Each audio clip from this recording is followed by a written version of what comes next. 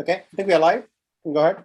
All right, Shri, do you have anything, announcements about Quant University?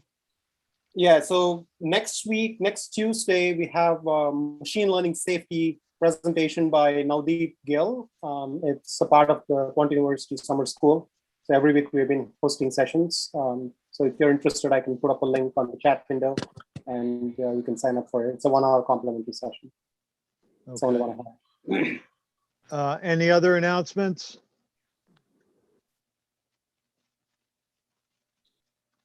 Okay, Jared Wilcox is president of Wealthmate, Inc., and developing open source software.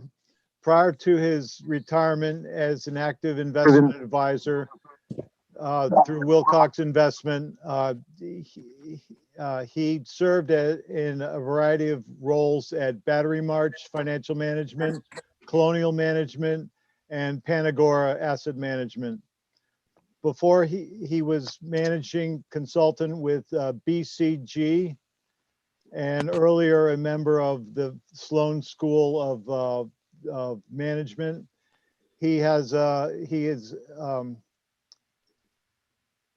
His most recent articles deal with asset allocations and discretionary wealth financial planning.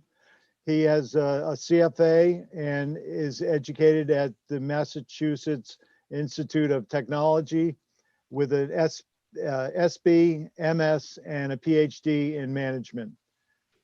And I will turn it over to Jared. Well, it's good to be here. This has been a long 18 months. And somebody once said it was the best of times. It was the worst of times. And it was a lot like that. So with that lead, we had some disruptions in the markets as well. There might be one going on right now. So I became interested in sort of working your way through disruption. And this talk is about developing practical investment resilience. There are some code examples at GitHub you can see down on the bottom of the slide. And you can download that code freely. It's MIT license. So this is going to be a personal walkthrough. I don't expect anybody else to do it the same way I do, but I thought you might enjoy seeing what I did to try to cope with these problems. So follow along with me. And I'm going to be turning pages, so please forgive me, but my memory is not quite what it used to be. So here we are at I have to figure out how to change. So you could just use the right arrow. There we go. Right arrow. Okay. Here we are at what we face in terms of stock prices. It's the top line, and government bond prices, 10 years is a bottom line. And this is from Schiller. And you can see it's about 150 years. So the title is Different Return Characteristics at Different Scales. That's different time scales. So in the long run, and this is net of inflation, in the long run, it looks like a pretty straight line of stocks at any rate.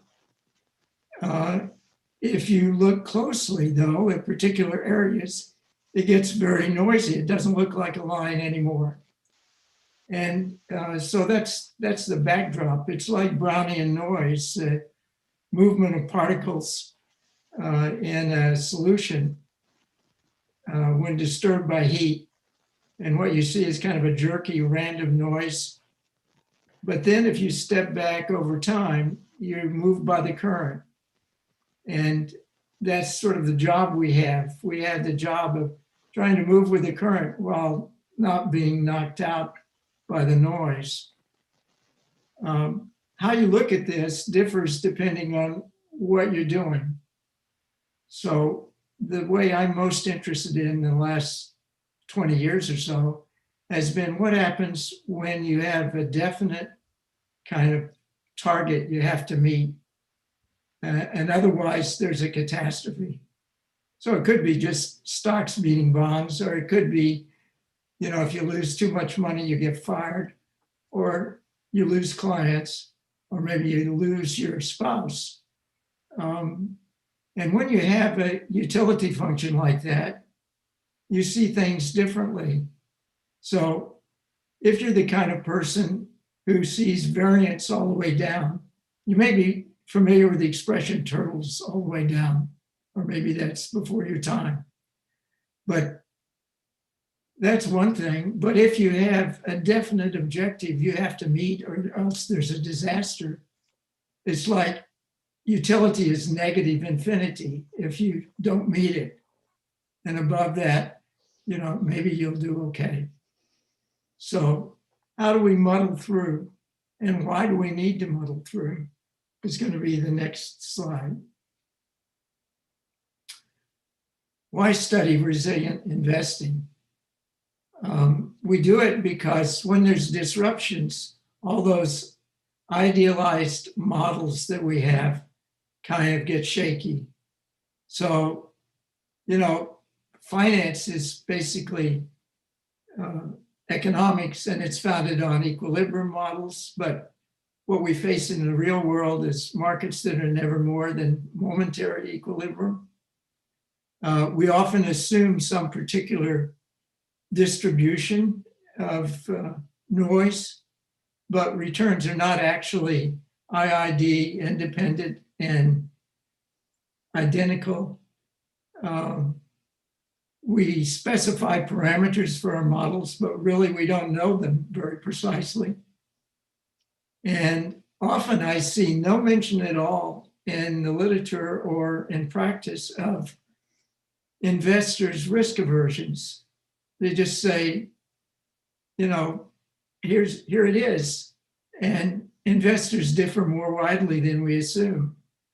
You can't always rely on two asset funds covering everything.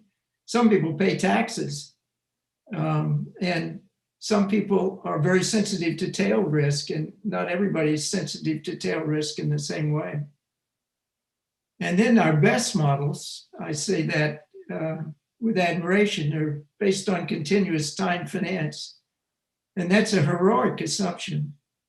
And some of its best models, like option pricing, don't always work. I mean, the out of the money puts are priced very poorly by continuous time finance. Really, people take time to make decisions and do things. So during a market disruption, all these things, which are approximations in the first place, become much worse approximations. And market disruptions awaken us to our deeper need for better asset allocation methods.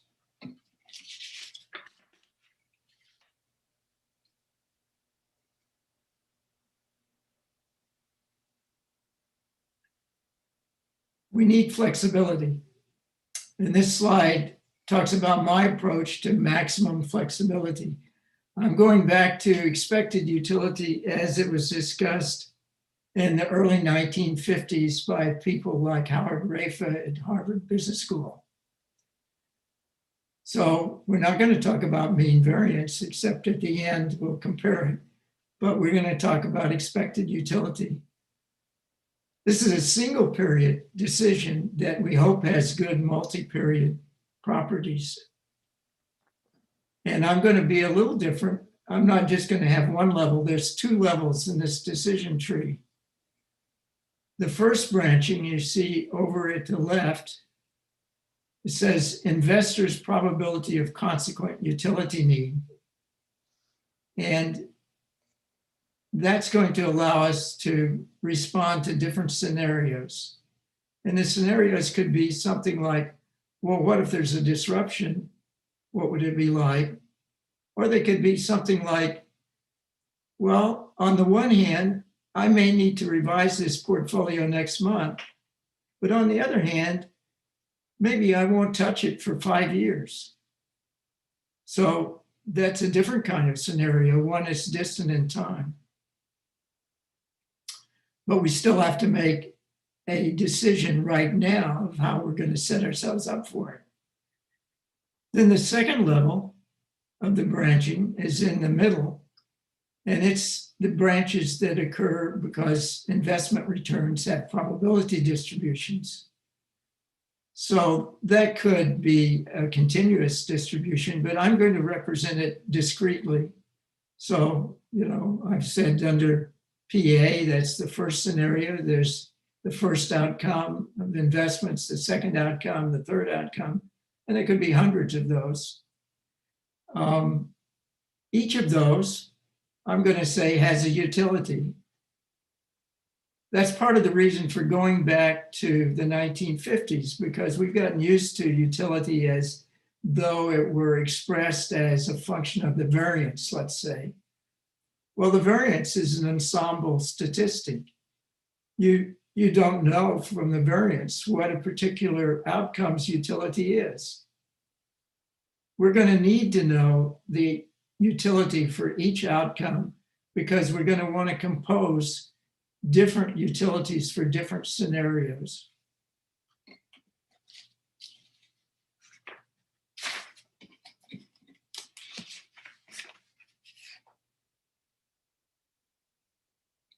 So the first thing we're going to do in pursuing that kind of model is try to figure out what inputs to use. And for this study, I assembled a universe of 28 mutual funds and exchange traded funds. And here they are. Then I did something that I think people in the investment world ought to do more of, and that's do a cluster analysis. There's a particular cluster analysis. It's a very old one. It's top down and it's hierarchical. And I'm going to mention a little bit about the way it goes and then come back to it later. It basically takes all the funds and looks at their correlations. And based on the correlations, it splits the sample in two. So I've coded these on the right with labels that start C, and it stands for cluster, and the next digit can either be a 1 or a 2. So basically you see all the stock-oriented funds have 1s and the bond-oriented funds have 2. And then the next round for each of those recursively is split again and to get down to individual funds. And you can do this with thousands of funds. I've done it with 5,000 stocks, and it doesn't take very long at all. Of course, with 5,000 stocks, you may have too few observations to make it meaningful. So we need observations to make this meaningful. And I've got 18 years of monthly data, so that's 216 observations. So I'd like to stop just for a second every once in a while and see if there's any questions, because I actually am going to cover a lot of material in just a few slides. Any questions? Yeah, Jared, ones and twos, my natural inclination is that one is an up market, two is a down market, or one's high vol, two is low vol. Right. Do you have any way of interpreting them? Yeah, in this case, there's no way until you look at the labels. Right. So ones and twos, it doesn't matter which one is up and which one is down. Cluster analysis doesn't know, it's really arbitrary. If you look at the labels, you'll see in the ones, the only exceptions to stocks are Vanguard High Yield and iShares Real Estate, which is REITs. And I guess they behave like stocks more than they behave like anything else. And down below, you might see gold, but that gives you the meaning. Okay, one other kind of comment you can make about these little labels is if the label is quite long, that means you had to go through a lot of splits to get to the individual security. And that's kind of a rough indication of how closely related they are. So if you see a very long group, like the Russell mid-cap values and the Russell mid-cap growths are almost identical, there's not very much to choose between them, surprisingly enough, as compared to some of the other categories. So this is our universe.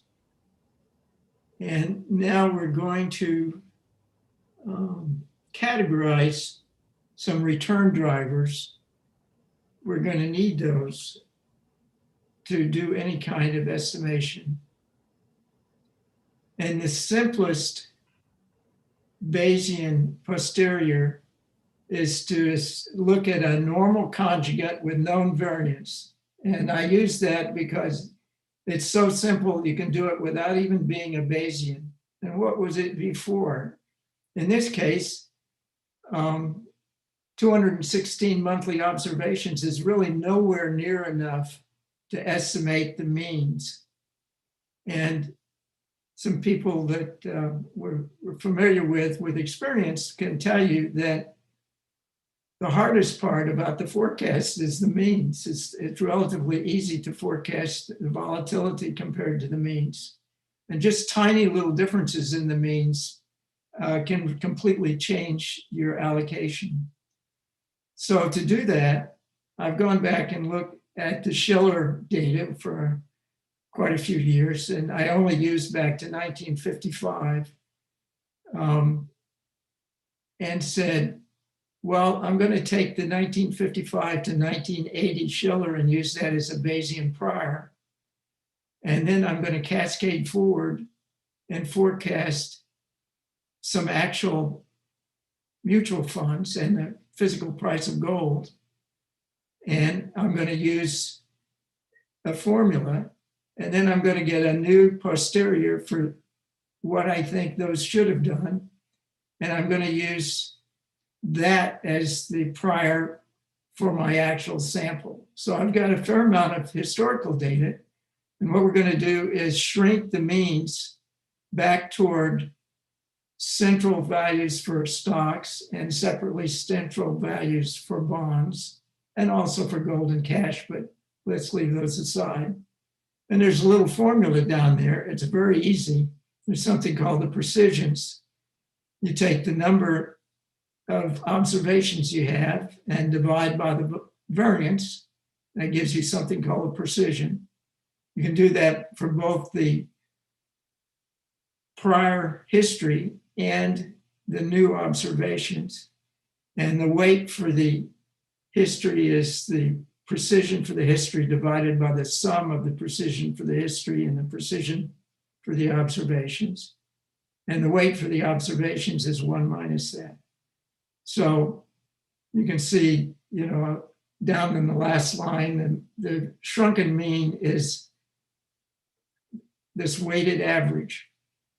And then I'm going to leave the variances and the correlations and any higher moments in the sample of 216 moments alone. So this is sort of the minimum you can do to take historical data that's not all that long and make it meaningful enough for a demonstration. You could do more, but that's where I'm going to leave it. Jared, can I ask you a question? Yep. So the variances are all, we know they're like a sum. So there's actually a term in there, if you think of it as being a constant, it's n times the standard deviation squared, or what is it? So won't the n's cancel and you really end up with just like 1 over the volatility? No. No? No. After you've finished estimating the variance,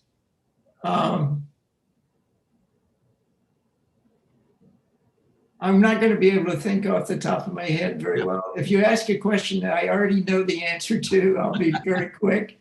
Okay, I'll write it. Otherwise, I'll have to get back to you. But no, this is standard textbook stuff, so I didn't invent it. Yeah, okay, all right. It works pretty well. So look down here at the bottom line. I'm going to produce something that's going to be in between the means of the history and the means of the observations. And I have a weighted average whose weights add up to 1. The weights themselves are, you would say, be proportional to the number of observations as n. I'm working around to your answer, Larry. But that n observations really doesn't take account of how variable the sample was. And if the sample was very variable, you wouldn't want to give those a lot of weight. And if they were very precise, if, look at the performance of a manager. If they have very stable performance, you weight that more than if it's not stable, but you also pay attention to the number of years that you've got. You're right, it does sort of circle around it. Yeah. I had to work on it. All right. For the next little tool, we're going to need utility math. And if you've been listening to what I've said over the last 20 years, you'll see I always keep coming back to discretionary wealth for asset allocation. But I discovered, after I discovered discretionary wealth, I discovered that Mark Rubinstein had discovered it 25 years earlier. So now I call it Rubinstein utility. And he called it GLUM, which is not a very optimistic name, but it works. So mean variance is just mu minus a risk aversion parameter times the variance divided by 2. I think that's the way Markowitz expressed it. And L is going to be our risk aversion parameter. And note, those are ensemble statistics. And I kind of gave you the idea that ensemble statistics were very awkward to use if you wanted to treat utility components, because then you had to worry about the variance across the scenarios. And that would be more relationships to estimate. So it's just a lot simpler to bring things down to individual utilities for each possible outcome. And Rubinstein utility is the natural log of 1 plus LR, where L is the same risk aversion coefficient as for Markowitz, and R is a draw from a portfolio return distribution. And now I've got some gobbledygook, but it actually makes things simpler. If you had the brilliant insight to set Q equals to that little expression which starts with the risk aversion parameter times the standard deviation, then you can express the expected value of GLUM with that Taylor series. And you can see that the Taylor series has terms beyond the variance. So when you're working with GLUM, you always have to think about tail risk. And the question is how big it is. And usually for most conventional kind of circumstances, monthly recalibrations for average institutions, those higher terms are usually not very big. But if either risk aversion is very high or standard deviation of return is very high, then the higher moments count. And if you were to take the limit as the time interval in calculations changes and goes shorter and shorter toward continuous time finance, you get something that you might not expect. So one thing you might remember about that Brownian noise was that both mean and variance go up linearly with the time interval. And since Q squared is mostly risk aversion squared times the variance, and Q squared is carried out to higher powers in the S term, which is the skewness term, and the kurtosis term, then it has to follow that longer time intervals have potentially, if S and Q don't change, bigger relative tail risk. If on the other hand, the time shrinks, the tail risk goes down, and even the first two terms get smaller and smaller, and eventually they converge to the risk aversion times the mean variance criterion. So what that tells you is, unless we have very high risk aversion or very high skewness, very negative skewness, or very high kurtosis, or long time intervals, or high volatility, you're going to get the same answer whether you use Markowitz or Rubinstein. And Rubinstein is very good for tail risk. It doesn't have that much value in this normal situation. But who has tail risk? Well, it turns out that people with not much, what I'll call surplus, have a lot of tail risk because they have a lot of risk aversion. Hey, Jared, just a question. That last term in the limit, glum equals L times MV? Yeah, MV being the top line, MV equals Yeah. mu minus L. Yeah, so I'm looking at that, I'm saying, well, if L times that means it's LU minus L squared, sigma squared over 2. Exactly. So that's when delta T goes to 0. And that has to happen because you can see in the skewness term, it's the cube. And in the kurtosis term, it's raised to the 4th power. Right. So those things go to 0 faster than variance. Got it. Okay. Please, somebody else ask questions, not just Larry. You guys have to know, Jared and I sat together for many, many, many years, and we talked constantly. Well, we discussed everything. So, Okay. pardon me if I'm not. I'm very happy to get your questions. Right. Very happy. I just want other people to ask questions too, because I know they're sitting there either bored or, flummoxed. All right, this is a wonderful report. Where is the simplest tail risk?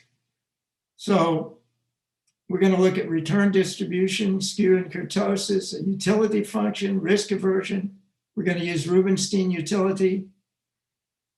And we've got some special columns. First of all, the rows are sorted based on the cluster analysis. So the bond-like things are at the bottom, stock-like things are at the top. And the first thing you can see is something called S mean to the right. And if you want, you can get a feeling for what Bayesian action on the sample means did. And it basically shrinks toward a group mean and makes things a little more realistic. I probably could have shrunk them more because in the end, it comes out with a little more emphasis on, the very best coincidental things than I would have liked, but it still works pretty well. The standard deviations should be familiar to you. And keep in mind, these are monthly. So, EFA with an S mean of 93 basis points is up there something like 10% per year. And standard deviation, you can multiply by the square root of 12 and so on if you need to annualize it. I'm going to look at tail risk. So there's a box here. I don't know, can you see my little pointer running up and down? I can probably highlight it. No, it's okay. We can see it, Jared. No, I screwed it up. It's all right. Well, look at the skewness for all the stock-like things. They're all negative. I mean, isn't that amazing? You know, down markets are steeper than up markets. Every practitioner knows that. If you look at monthly data, that's what you see.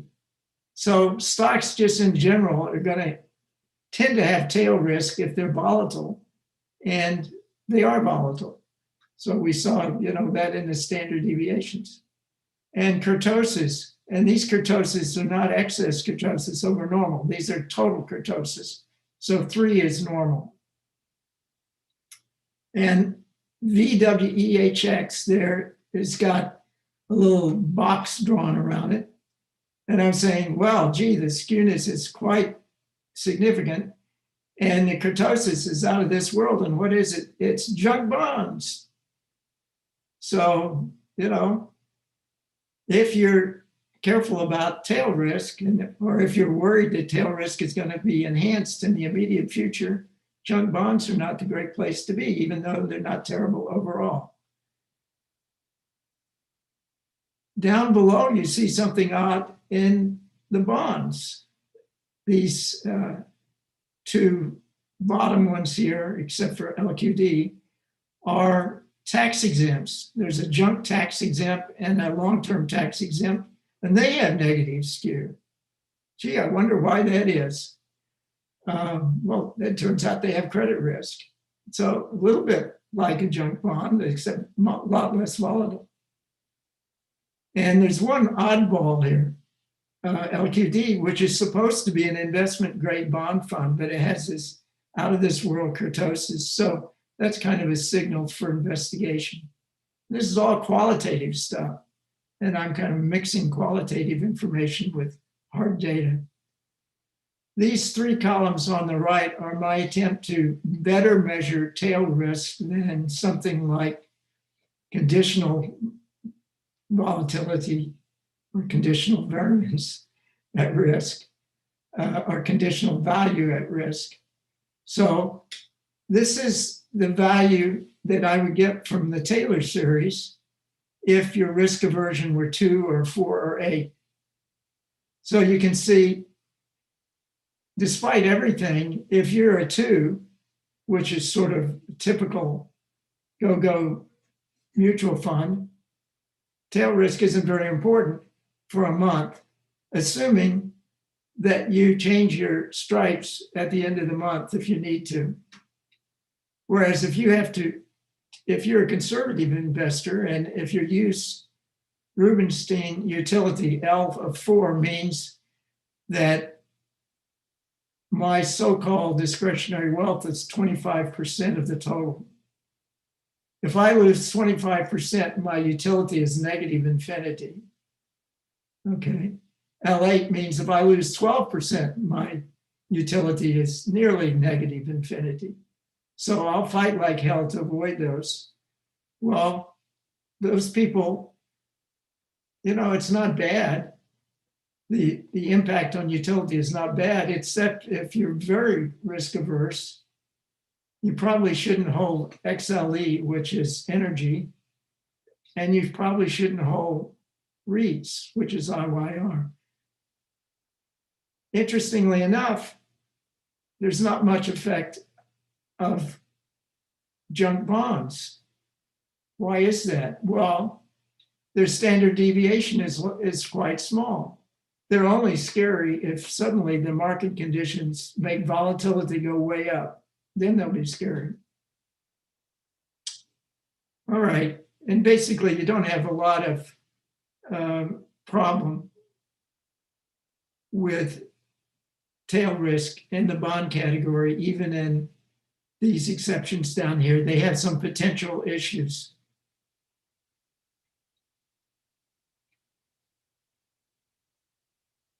I hope that you're all watching tail risk right now in the real world.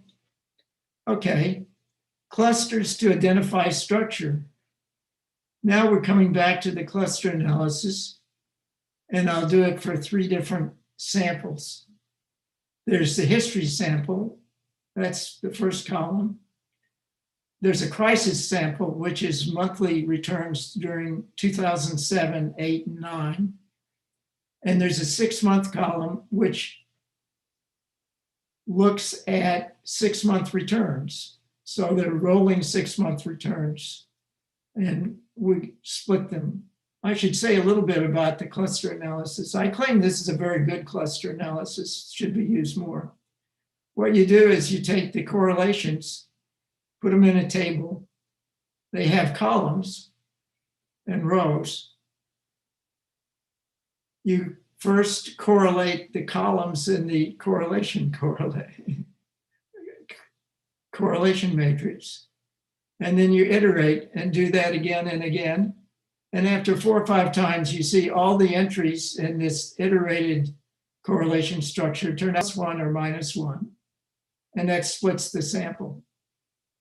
So you can try this at home. It won't hurt anything.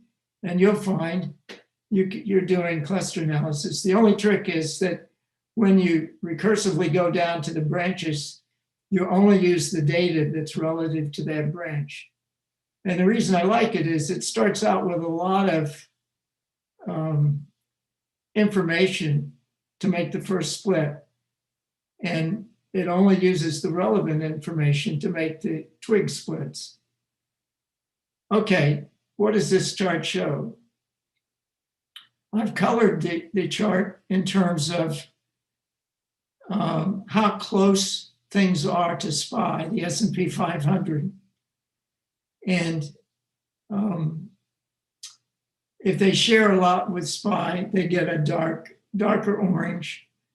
If they share less, they get kind of a pink. If they share somewhat, they get a yellow. If they don't share much at all, or even negative, they're white. And in the whole history of 216 months on the left-hand column, you see that international up at the top is a little different from regulars, but it's not even as different as is some of the old economy kinds of stock ETFs, and also health. Health looks very different, IBB and XLB. And health gives you probably as much diversification or more than international does these days. There's no correlation down below with stocks. During the crisis period, that orange section expands greatly. Now everything in the stock area is correlated more with the S&P 500 than it used to be. And even the tax-exempt bonds, which are kind of junky with credit risk, they begin to be correlated with stocks. If you look at the 6-month data, it's not 6 months later, it's calculating returns every 6 months. And this is overlapping data. So don't give it the same kind of standard deviation. But still, you see it widening out again. And if you look at a longer period of time, the concentration on the S&P 500 becomes less. There's more diversification. So one thing that goes on during a crisis is you lose diversification in stocks, and everything that has any relationship to credit risk maybe looks like a stock. Okay. So Jared, how is the similarity matrix defined? The similarity between the prices and you define it with an operation, and I'm going to describe it. Okay. Start with a correlation matrix. Okay. Take each column of the correlation matrix as a variable and calculate a correlation matrix of the correlation matrix. Okay. Do that again 3 or 4 times. Then you'll see that everything converges toward +1 or -1. Take all the +1 rows and make those C1, and then -1 rows make C2. Now, pick out the data do that now twice more. Pick out the data that was all in the ones group and do the exact same thing, but just using the data for the ones group. And keep going in recursive fashion until you get down to individual securities. And the code is embedded in the code that you can get out of the GitCom, Okay, thanks. GitHub. All right, so that's my last attempt at giving you history. In this case, it's 1968 article, which if you go to Google Scholar, you can actually look that article up and read it.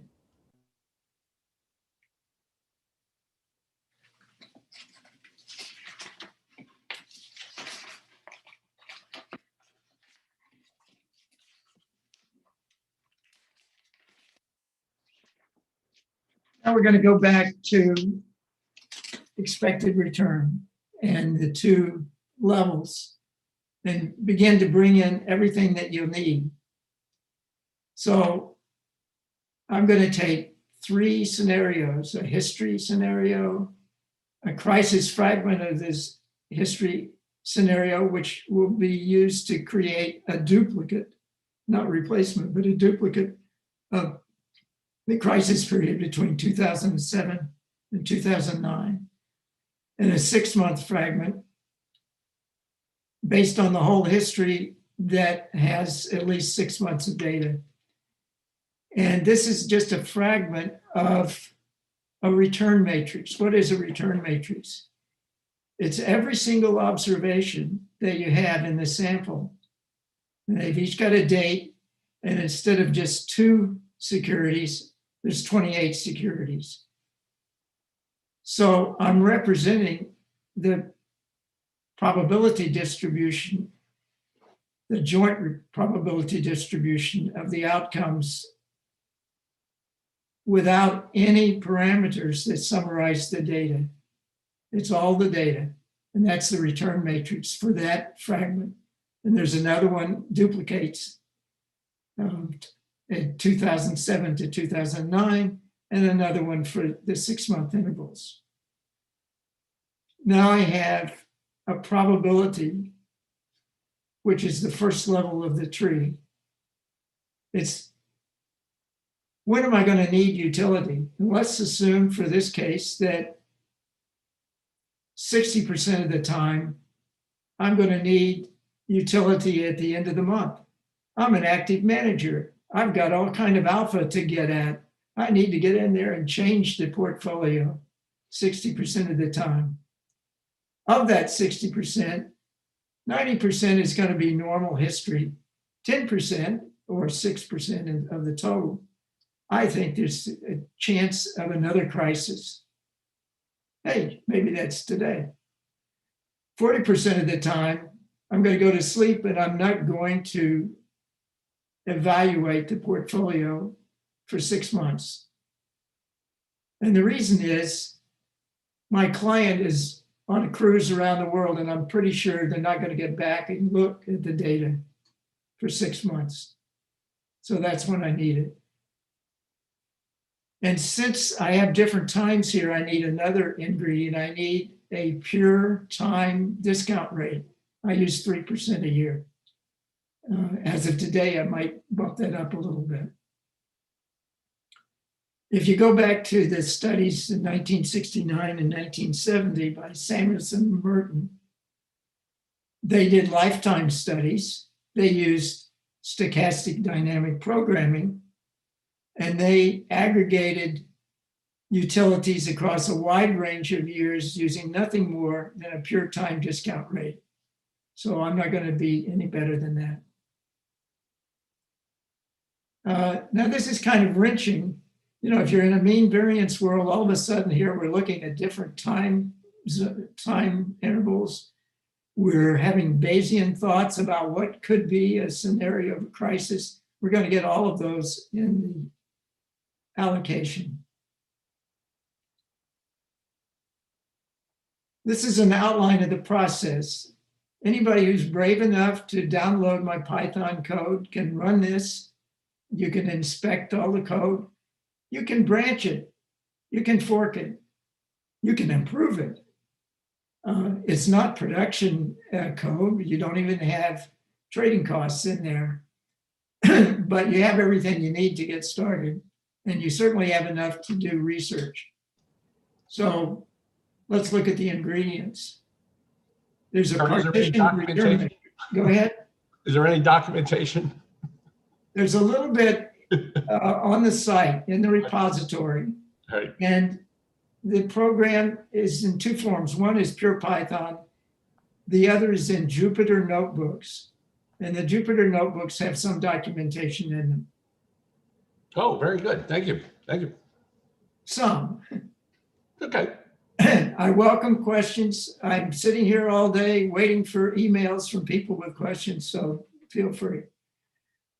So You you've can got, put it on the sandbox too, Jared, and see if we can share it for people to like try it out by clicking just the notebook rather than installing, downloading, configuring, and everything. I'm sorry. I'm not sure what will happen when people do things. You know, there's so many different combinations. But No, we'll just give access to the same notebook you have, but they don't have to do any installs. Well, and they'll run the notebook and they can update the notebook because it's like you can't run the Jupyter notebooks unless you've installed Python. right. That's exactly what I'm saying. We can put it on a sandbox. That way we can do all the installations of the packages. So when you run the notebook, it already has the packages. As long as you want to do it, I think it's a terrific idea.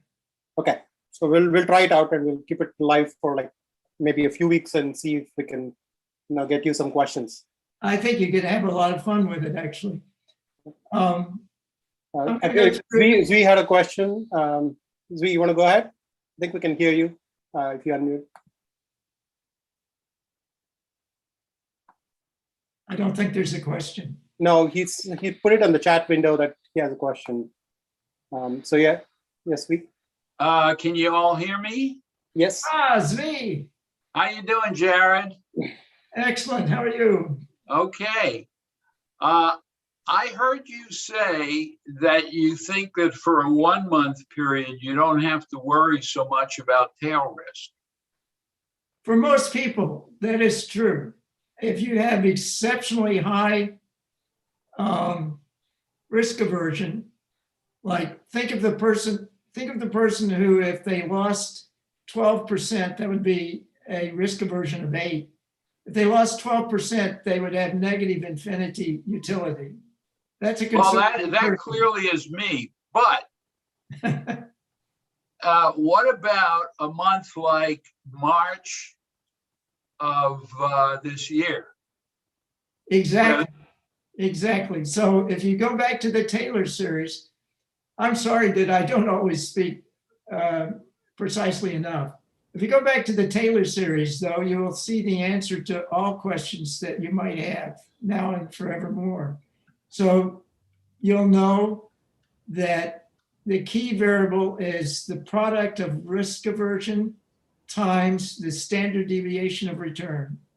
When that product is high, you'll get relevance of tail risk. However, you still have to cope with whether there's skewness and whether there's kurtosis. For normal distribution, there won't be any skewness. There will always be kurtosis, though, and even a normal distribution can be sensitive to tail risk if there's enough volatility and risk aversion. I don't see how that answers my question, though. Try it again. I thought what you were saying was you didn't think there was much tail risk at a 1 month time horizon. For most people, No, not for most people. I'm talking about the stock market. Right. I'll revise that. For most of the people, most of the time, the tail risk, as you saw on my wonderful chart,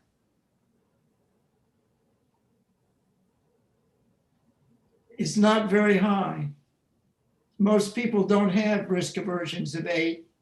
They're sort of down here. But this is hang on. Right. This is for the whole 216 months.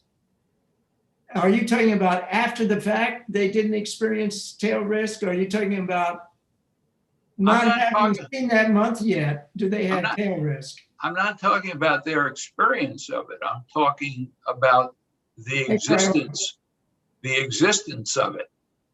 Well, you can look forward and you have a probability distribution of what you think might happen, or you can be afterwards and know what happened for sure.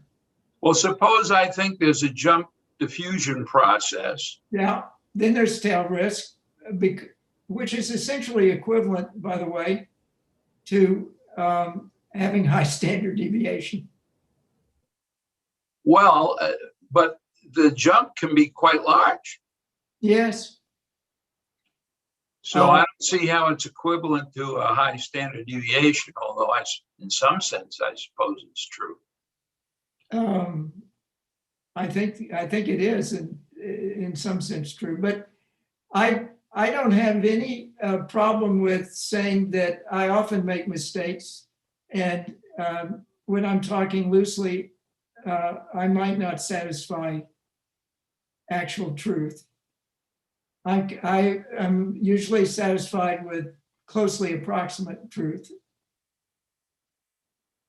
Well, what scares me to death at my age, what scares me about putting substantial amount of money into the stock market is precisely a big negative jump.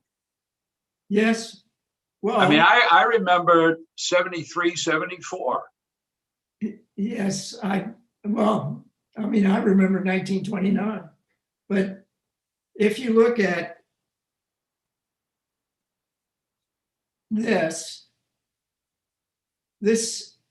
procedure is going to include a 6% chance of yet another duplicate crisis, plus the chance that was embedded in the overall history.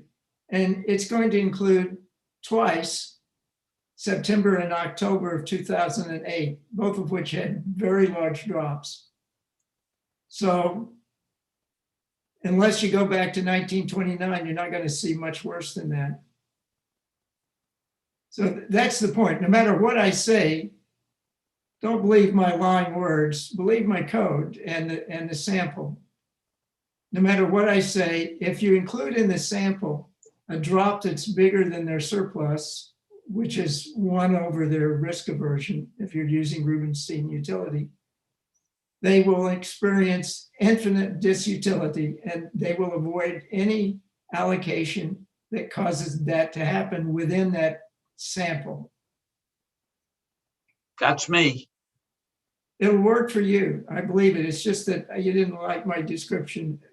And I was trying to accommodate lack of precision in my knowledge. There might be model error in here. I'm going to go on, but I think I answered it by saying, sorry, I misspoke. Okay, here's the process that's in the code. There's a partition return matrix. Remember, it can be fairly large. In this case, it's 700 rows or something like that with 28 columns. Then there's risk aversion. We multiply every element in the risk matrix by the risk aversion. Really, I'm being simplistic here because I'm pretending I know the risk aversion with certainty. I could say, no, we're going to vector multiply by a bunch of different risk aversions because I really don't know them well. But we didn't do that. Then I've got my trial asset allocation. So they add up to 1. It's a long-only portfolio. And I matrix multiply this leveraged return matrix times the trial asset allocation, and I get a trial distribution of portfolio returns. And now I apply log of 1 plus this. And I'm also, if it's a different, if it's a problem with more than one time horizon, I'm going to have to add in a pure time discount. And I get an expected log utility.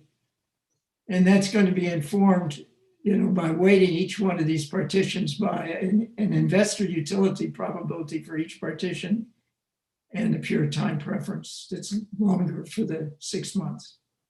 So that's one iteration. And then I've been careful to set up a problem that can be solved with a hill climber.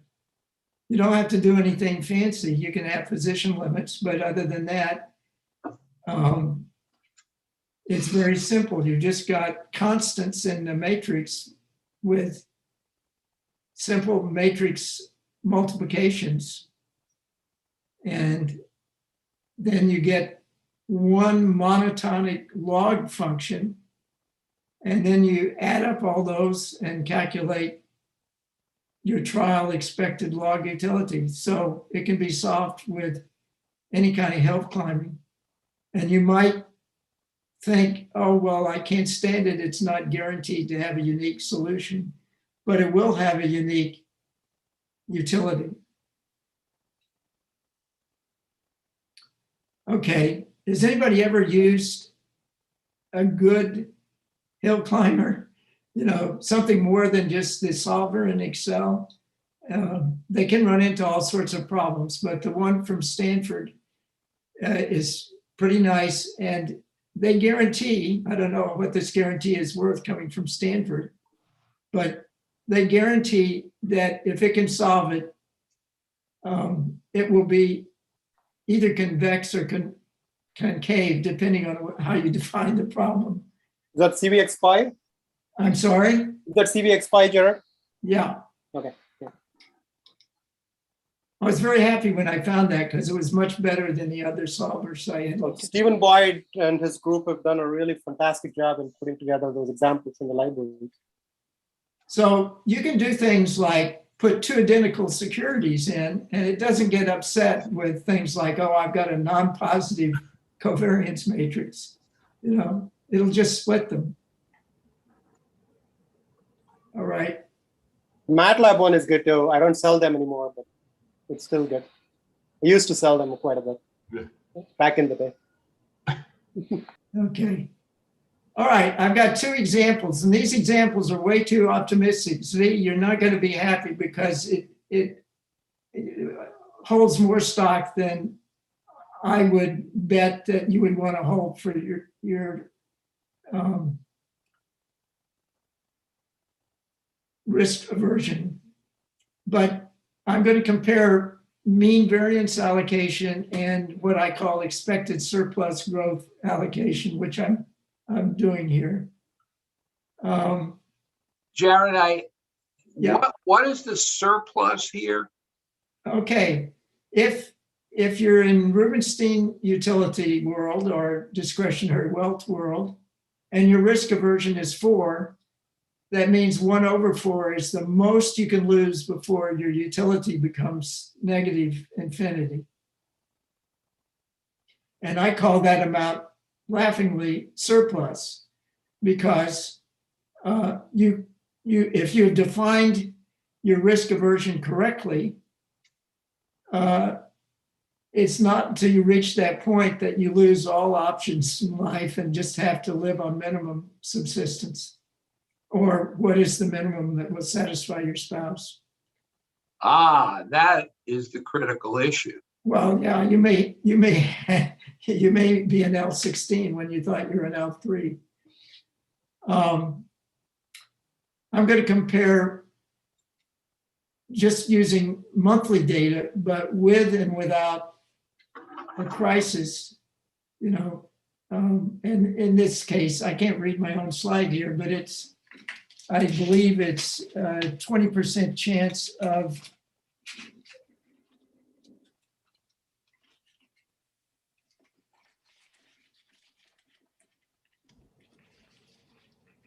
right. I say I've got a 20% chance of a crisis as bad as 2008 starting next month. And then next month could be any one of those months drawn at random from the sample between 2007 and 2009. That's not unreasonable. And an 80% chance that it's going to be drawn from the whole 216 months. And let's suppose that I use the same risk aversions and either do Markowitz or Rubinstein.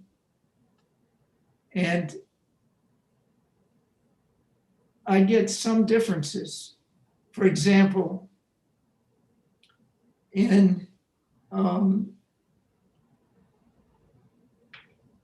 Markowitz, even my very, very most conservative investor puts 23% into junk bonds.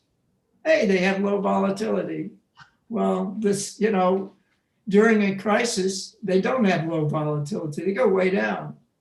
And you can see the result up here above in the utility. It says NaN, not available number or not a number.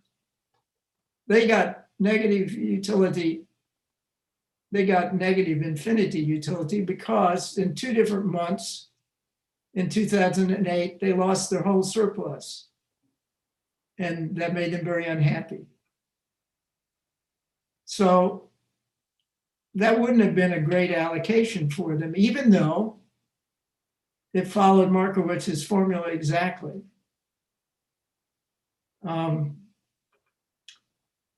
And, down here, there's 5% in junk bonds. Well, I wouldn't have even had that, but, that's what the model said.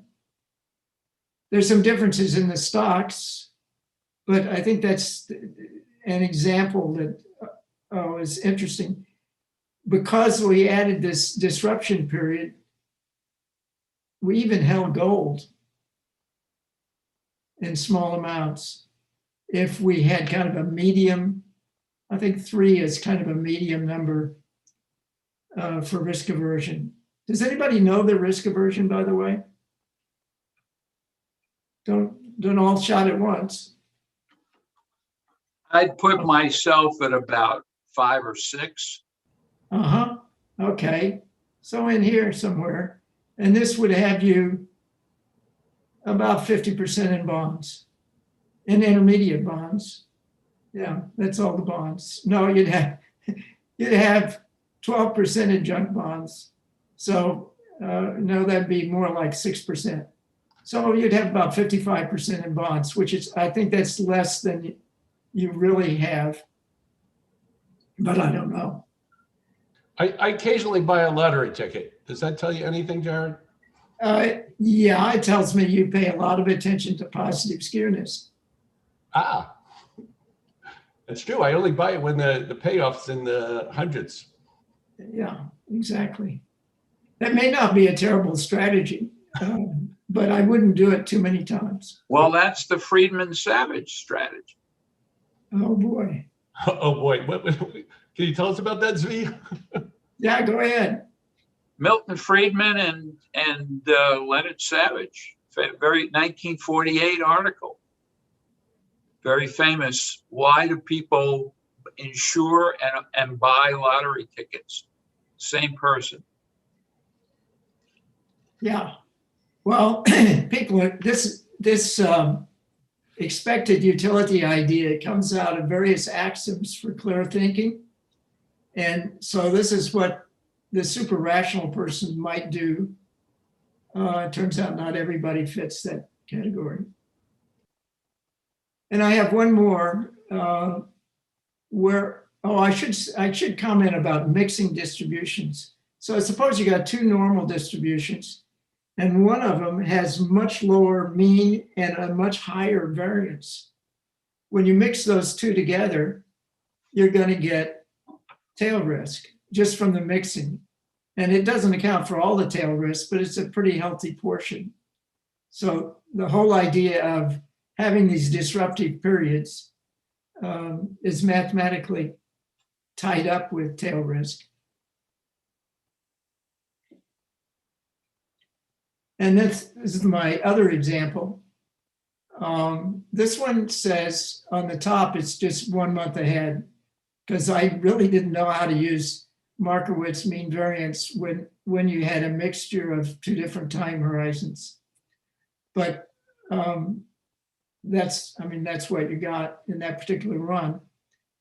Down below, I've got a 40% chance of it just being normal history, 20% a crisis, and then 40% chance that my client won't come back for 6 months, and that's when I'll evaluate it. And you see other interesting differences. For example, even in the risk-prone Kelly rule column, which is L equals 1, mean variance would be 80% in tech stocks, 20% in biotech.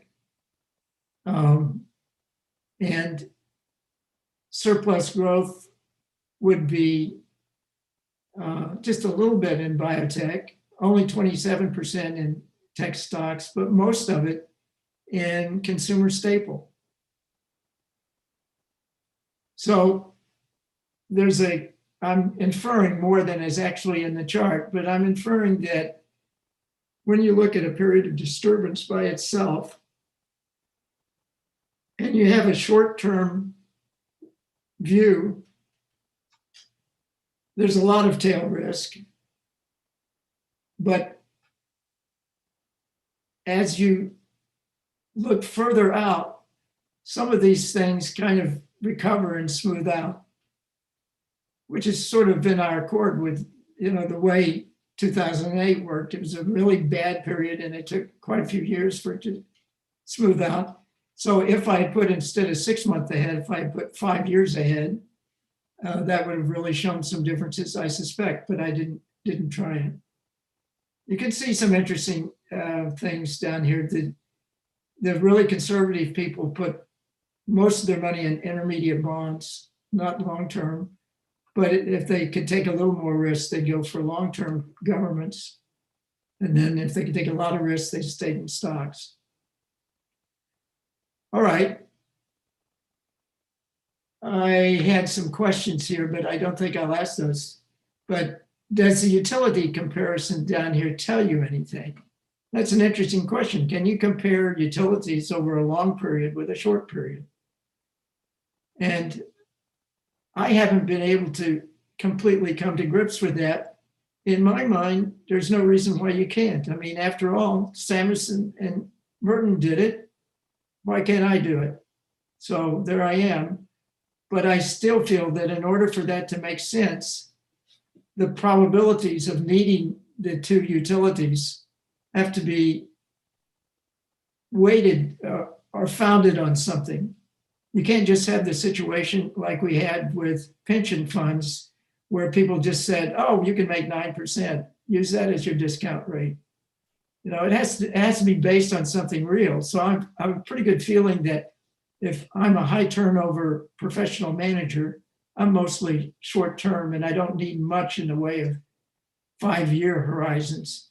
But if I'm an average person, probably 5-year horizons are a great deal of what I need, and maybe 20 years or 30 years. And so you have to do studies of, well, what happens to skewness as you get compounding over a long period of time? It begins to look more like log normal instead of normal, and you're going to get positive skewness. Okay. So. Hey, could I ask a question about that? Yeah. Looking at these charts, I was trying to see if I could detect sort of a structure going from low risk aversion to high risk aversion. Yes. But it seems like the allocations of the different stocks and sectors move around a lot. And if you don't really know where you or a customer ends up, like between 4 or 8 or 2, I mean, you end up with very different allocations. Yeah, that's a standard comment about, I don't want to negate that. It's a good question, but it is such a standard objection to this kind of quantitative allocation. I have to answer it. So to some extent, you're right that there's jiggling it's hard to understand. And that's a result basically that I haven't done enough to precondition the return matrix. I used Bayesian on the means, but I could have done more with the means, and I didn't touch the covariance or the higher moments. On the other hand, there really is a strong pattern. Add up the bonds as you go from right to left. Well, bonds in the 16 column are 63% plus 4%, 67% plus 4% is 71%. And on the left, bonds are 0. And I think you'll find a relatively smooth line across those, and it would be smoother if I had more columns filled in. So the main thing going on here is how much is in stocks and how much is in bonds. Within the stocks, for example, I find it quite telling that in one case, my concentration in tech stocks, that's XLK, is much less, even in the highest aggressive column, than it is with mean variance. So, and I can explain that well. Yeah, I mean, it's not surprising in some sense that in a very defensive situation to see XLP show up relatively strong across the board until it's sort of taken over by bonds, right? Well, no, well, as you go to the right, it's taken over by bonds, and then go to the left, finally it begins to be encroached by the tech stocks. The tech stocks, even after Bayesian adjustment, had over these 18 years substantially higher returns than some of the other stock categories. Yeah, but basically everything, yeah. So I think the utility comparison does tell you something, but to say that, I have to really be careful to say there's some logic based on empirical evidence that I haven't got a good way of specifying yet, except to say it's related to turnover and when your client, is going to call you to account. And for the client, I think there always needs to be some protection in the short run, or else you never get to the long run. Right. But I think the bulk of the weight is probably out past 5 years.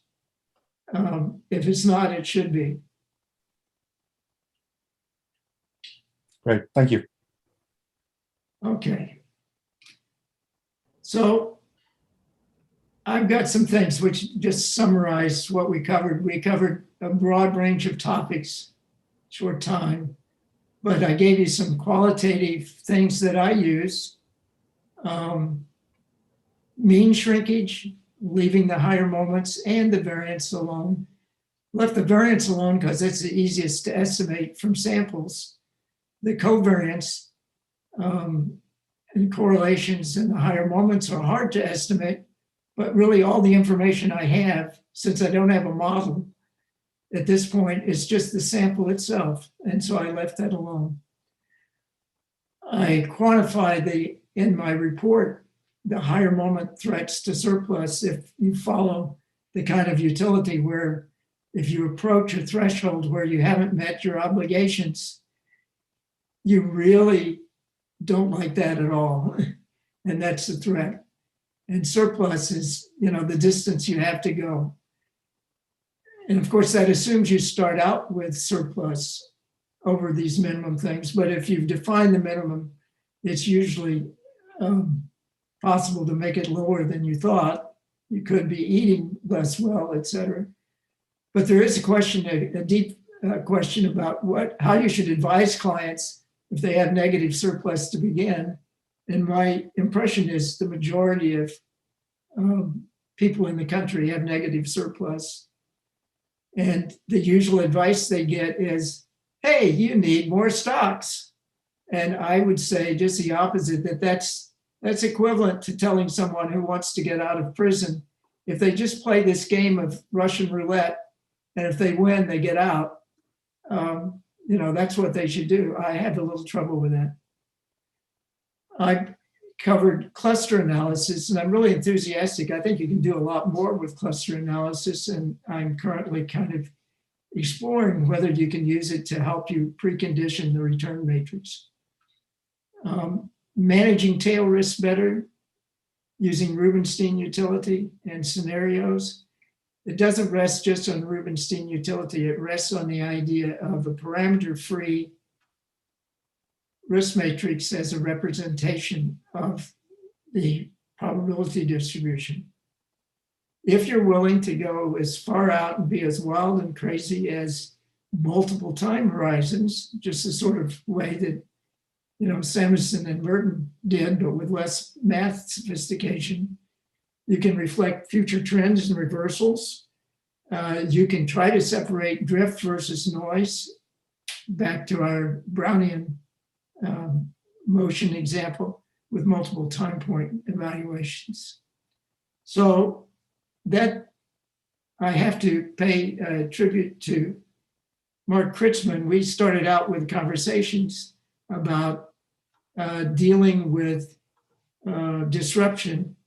He convinced me that multiple time points had to be considered, and I had that on my agenda. We had more different ideas than we could put in one paper, but for me, it opened up a lot in terms of things to explore and things in my own personal investing to do that I hadn't considered. And I hope it will do the same for you. So that's it. Any questions further?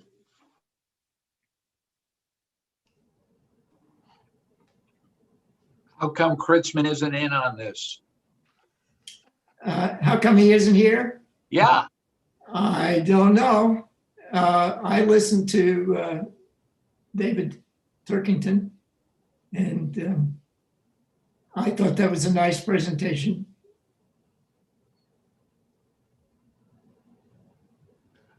Jared, I've become a really big fan of Markov switching. And I was going to ask you, if you send me all your series, or actually you can do this because the Python routine is really easy to call, that you could switch every one of your single series and then look at them, because what happens is you get two, well, you can get more than two, but the default is to take 2 periods of time. One has got a high volatility and the other is a low volatility. Right. And the returns just, depending upon what you're looking at, I was looking at all the components of the S&P, the spiders, you know, over time. And, you know, they naturally fall into different periods, and particularly in crisis.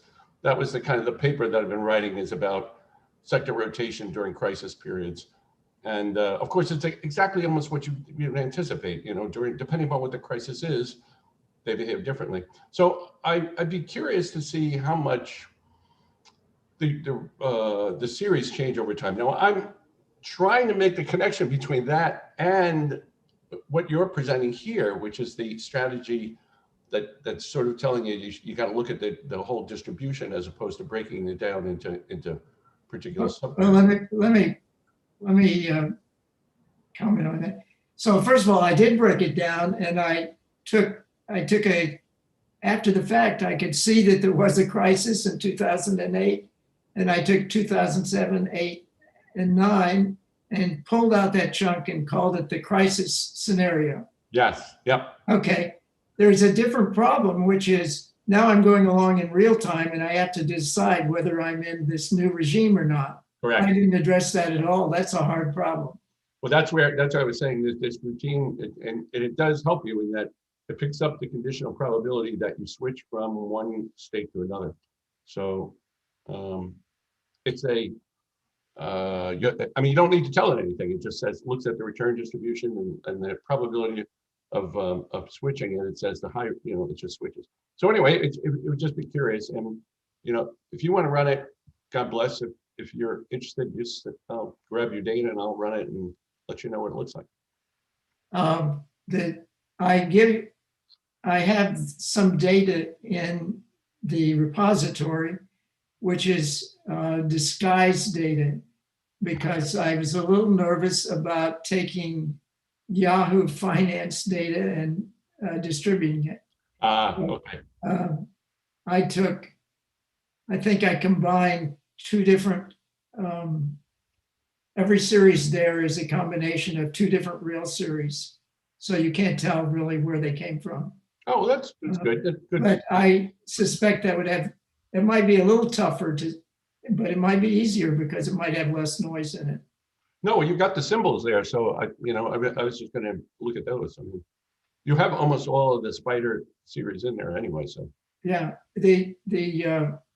from the symbols, if you go to any source, and I just use for a paper, I just use Yahoo.